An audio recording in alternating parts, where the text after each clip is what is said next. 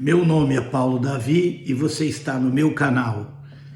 Estamos seguindo com os comentários da Carta aos Romanos, conhecido como Evangelho segundo Paulo. Estamos no capítulo 8, mas devido à riqueza desse capítulo, nós resolvemos dividir esse capítulo em duas partes. A primeira parte nós falamos domingo passado, e nós poderíamos resumir essa primeira parte, que vai aí do versículo 1 até o versículo 17, na seguinte passagem.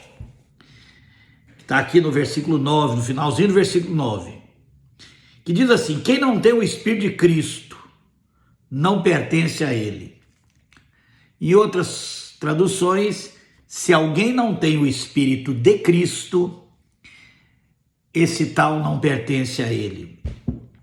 Então, a Paulo deixa claro que a presença do Espírito de Cristo em nós é de fundamental importância para que nós possamos obedecer a Deus. Nós não podemos obedecer através da nossa própria esforço ou vontade, por causa justamente do nosso coração tendente ao egoísmo.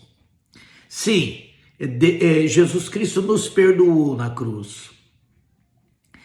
E se cremos, né, que quando ele morreu nós morremos com ele, nós podemos ter a morte do nosso velho homem. E se nós cremos que quando ele ressuscitou, nós ressuscitamos, nós podemos ter uma vida diferente, não uma vida de egoísmo, como a que nós vivíamos antes de conhecer a Cristo, mas uma vida guiados por Deus. Como isso é possível? Por causa do Espírito de Cristo que está em nós. Foi isso que aconteceu, né? Jesus morreu para o nosso perdão, Jesus morreu e nós morremos com ele, Jesus ressuscitou e nós nos tornamos uma nova criatura, Jesus foi glorificado e por isso ele nos dá o seu Espírito, né? A Bíblia chama isso de batismo com o Espírito Santo, o verdadeiro batismo, o batismo que salva, né? João Batista disse, né? Eu vos batizo com água, mas aquele que vem depois de mim, que é mais poderoso do que eu, ele vos batizará com o Espírito Santo e com fogo. E é sobre esse Espírito Santo que é o Espírito de Cristo glorificado em nós, é a presença de Cristo em nós, porque ao ser glorificado, Jesus pode estar em toda parte, Jesus pode estar através do Espírito Santo no nosso coração, e é isso que nos possibilita fazer a vontade de Deus, que nos possibilita sermos guiados por Deus. Aqui ele coloca aqui, ele já tinha falado, né, que a mente controlada pela natureza humana acabarão morrendo espiritualmente, mas a que tem a mente controlada pelo Espírito de Deus terão a vida eterna e paz. Então, esse Espírito está em nós justamente para nos guiar, justamente para nos ajudar a negar a nós mesmos, né? A negar o nosso egoísmo, nos ajudar a fazer a vontade de Deus. E nós só podemos fazer isso por causa do Espírito de Cristo. E aí ele continua no verso 18. Eu penso que o sofrimento durante a nossa vida, porque Paulo fala muito sobre isso, né? Que nós temos sempre que lutar contra nós mesmos, né? Contra o nosso próprio egoísmo, que quer dominar. E esse sofrimento, de modo nenhum, ele pode ser comparado com a glória que nos será revelada no futuro. Toda a criação espera com muita impaciência o momento em que Deus vai revelar o que os seus filhos realmente são, pois a criação se tornou inútil, não pela sua própria vontade, mas porque Deus quis que fosse assim. Porque existe essa esperança. Um dia a própria criação ficará livre do poder destruidor que a mantém escrava e tomará parte na glória da liberdade dos filhos de Deus. E é isso que nós temos visto, né? Por causa do egoísmo humano, a natureza tem sofrido. Não só os homens têm sofrido, uns contra os outros, né? Mas os animais, a própria natureza tem sofrido. E a natureza geme. Hoje, talvez um dos maiores sintoma do pecado humano apareça nessa questão ambiental, né? Nós estamos destruindo o planeta de tal forma que a vida como nós a conhecemos está sofrendo uma ameaça de ser extinta, né, na Terra. E por quê? Por causa do egoísmo humano. Por isso a natureza geme, né? Isso é um texto profético, eu penso, que Paulo estava falando aqui profeticamente. Como não só os homens têm sofrido na mão dos homens, com guerras, escravidão, injustiças, mas a própria natureza também tem sofrido. E aqui Paulo fala que a natureza geme, né, para a liberdade, que vai acontecer quando? Quando Jesus voltar. Quando finalmente esse corpo preso ainda a essa realidade, essa possibilidade, né, de constante manifestação do egoísmo humano, quando isso for desfeito, porque a volta do Senhor, né, vai pôr fim a essa luta. E não somente a criação, mas nós que temos o Espírito Santo como o primeiro presente que recebemos de Deus.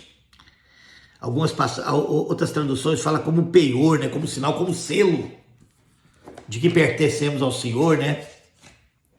Nós também gememos dentro de nós mesmos, enquanto esperamos que Deus faça com que sejamos seus filhos e nos liberte completamente. Porque nós só vamos ser libertos completamente dessa luta, desse sofrimento, de vermos muitas vezes a nossa vontade egoísta ser feita, e temos que sempre voltar e arrepender e consertar, e o sofrimento que isso causa. E só vai ter fim completo quando o Senhor voltar, né? Na ressurreição. Pois foi por meio da esperança que fomos salvos. Mas se já estamos vendo aquilo que esperamos, então isso não é mais uma esperança. Pois quem é que fica esperando por alguma coisa que já está vendo? Porém, se estamos esperando alguma coisa que ainda não podemos ver, então esperamos com paciência.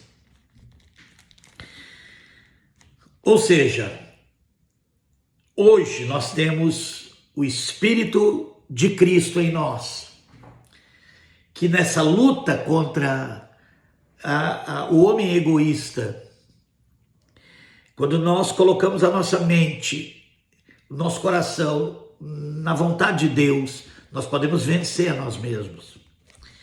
Com muita luta, com muito sofrimento, porque nosso maior inimigo ainda continua sendo nós.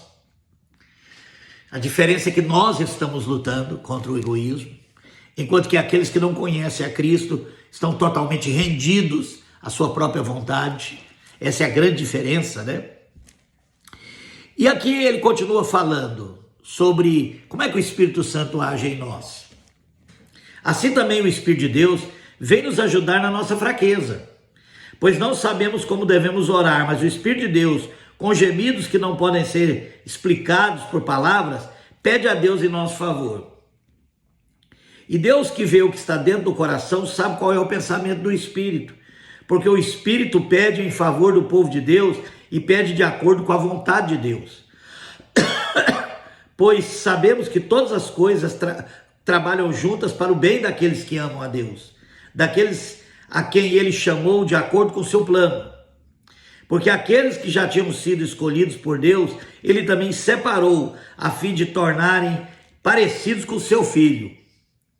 Ele fez isso para que o Filho fosse o primeiro entre muitos irmãos. Assim Deus chamou os que haviam separado, não somente os chamou, mas também os aceitou. E não somente os aceitou, mas também repartiu a sua glória com eles. Esse é o plano de Deus, né? Deus, quando o homem virou as costas para ele, quando resolveu caminhar esse caminho de egoísmo na terra, e esse egoísmo passou a dominar todos os homens, Deus conhece os corações dos homens. Ele sabe quem serão aqueles que, ao ouvir de Jesus, que ao experimentar a sua graça, a sua misericórdia, irão se render a essa graça. E Deus sabe disso antes da fundação do mundo. Deus já sabia, né? E por isso Deus providencia, né? Situações onde nós podemos ouvir o seu chamado, onde nós podemos experimentar a sua graça e onde nós podemos nos entregar a Ele e receber o seu Espírito. E como o seu Espírito no nosso coração, e a presença do Espírito no nosso coração é o penhor, é o sinal de que Deus nos aceitou, né? Que Deus aceitou a nossa resposta ao seu chamado, e assim esse Espírito vai trabalhando na nossa vida, formando em nós a imagem do seu Filho. Claro que isso só será pleno na ressurreição, mas esse Espírito em nós, ele vai trabalhando. E eu achei interessante quando ele fala sobre oração, porque a oração é realmente uma coisa interessante, porque quando a gente ora, não sei se você já passou por isso, nós não... A voz de Deus, às vezes, fica confusa por causa da voz do nosso próprio coração. Então, nós muitas vezes oramos, fazemos orações, porque a própria Escritura diz aqui, Paulo diz, que nós não sabemos orar como convém, nós não sabemos o que pedir, às vezes nós não sabemos como pedir. E aí é o crescimento cristão, né? O Espírito Santo fala ao nosso coração e nós oramos, mas às vezes nós não oramos baseado naquilo que o Espírito de Cristo fala conosco, mas às vezes é a nossa própria vontade, às vezes nossos sentimentos se misturam, e aí você pensaria assim, nossa, então quem nos livrará de uma situação dessa? Como é que nós podemos? Por isso a Bíblia diz que o Espírito de Cristo em nós, o Espírito Santo, ele, sabendo dessa limitação nossa, ele intercede por nós. E eu acho que essa é uma coisa, eu quero que você preste bastante atenção nisso. Mas no caminhar com Deus,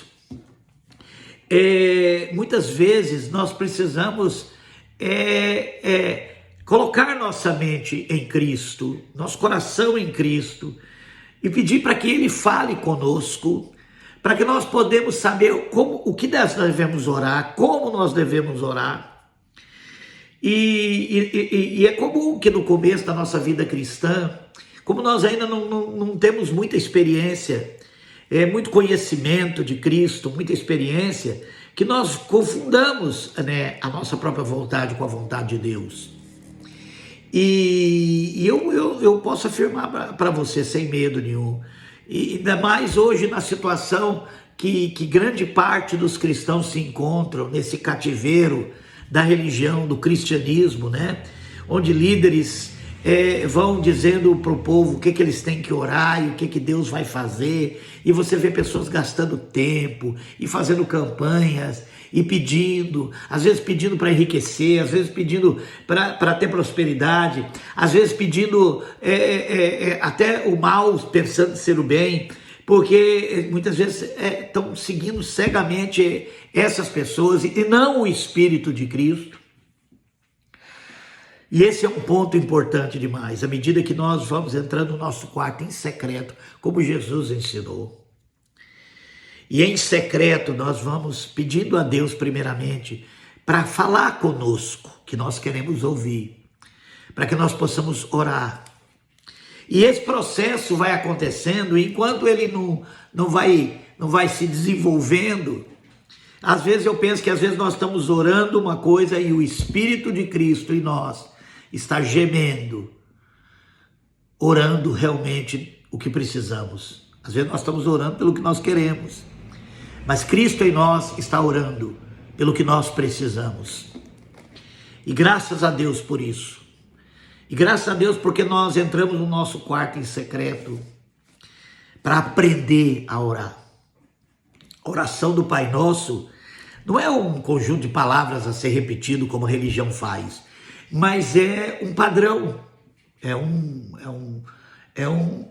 como se ao orar nós tivéssemos como aquelas palavras que Jesus colocou como um modelo perfeito de atitude.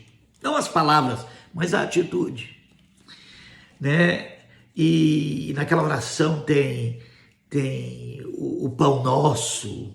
Aquela oração tem sobre perdoar, né? A necessidade que temos de aprender a perdoar e coisas assim, né? E à medida que o Espírito Santo vai gemendo, e o Espírito Santo, além de gemer, ele nos ensina. Às vezes, no começo da vida cristã, ele geme mais, enquanto nós vamos orando de um jeito, ele vai orando de outro jeito. Mas à medida que nós vamos aprendendo, conhecendo a Deus, nós vamos começando a ouvir o Espírito Santo. E ele vai nos ensinando a orar. Mas dou graças a Deus por isso. Se não fosse o Espírito de Cristo em nós, não teríamos. Nós seríamos apenas pecadores perdoados. Nós continuaríamos muitas vezes no engano do nosso egoísmo. Ainda bem que somos chamados a crer que morremos com Cristo, que ressuscitamos com Ele e, acima de tudo, que temos o seu Espírito em nós, intercedendo por nós, nos ensinando e nos guiando. E ele termina então dizendo o seguinte: diante de tudo isso, o que mais podemos dizer? Se Deus está do nosso lado, quem poderá nos vencer? Ninguém, pois ele nem mesmo deixou de entregar o próprio Filho, mas o ofereceu por todos nós. Se ele nos deu o seu Filho, será que não nos dará também todas as coisas? Obviamente ele está falando de todas as coisas necessárias para que o Filho de Deus se manifeste na nossa vida. É muito importante que nós tenhamos a mente de Cristo ao ler isso aqui. Se nós tivermos com a mente mundana, a mente egoísta, a mente que quer poder, que quer riqueza, a gente vai ler isso aqui, igual esse negócio de todas as coisas cooperam para o bem daqueles que são chamados, daqueles que amam a Deus. Esse bem aqui é o bem de acordo com Deus, que muitas vezes implica em passarmos por provação. Mas essa provação, quando nós confiamos em Deus, nós cremos que isso coopera para o bem dos que servem a Deus. Isso coopera para aqueles que são chamados segundo o seu propósito. Quem acusará aqueles que Deus escolheu? Ninguém, porque o próprio Deus declara que eles não são culpados. É o que cremos. Fomos já perdoados. Será que algum poderá condená-los? Ninguém, pois foi Cristo Jesus quem morreu, ou melhor, quem ressuscitou, está à direita de Deus. E ele pede a Deus em favor de nós. Então quem pode nos separar do amor de Cristo? Serão os sofrimentos, as dificuldades, a perseguição, a fome, a pobreza, o perigo ou a morte? Como dizem as Escrituras Sagradas, por causa de ti, estamos em perigo de morte o dia inteiro. Somos tratados como ovelhas que vão para o matadouro. Essa é a perspectiva que Paulo tem. Diante de tudo isso que Deus permite na nossa vida, porque todas as coisas cooperam para o nosso bem. Aqui ele fala de sofrimento, dificuldades, perseguição, fome, pobreza, perigo ou morte. Não há promessa de Deus que diga que nós não vamos passar por isso aqui. O próprio Paulo terminou a vida dele executado pelo Império Romano.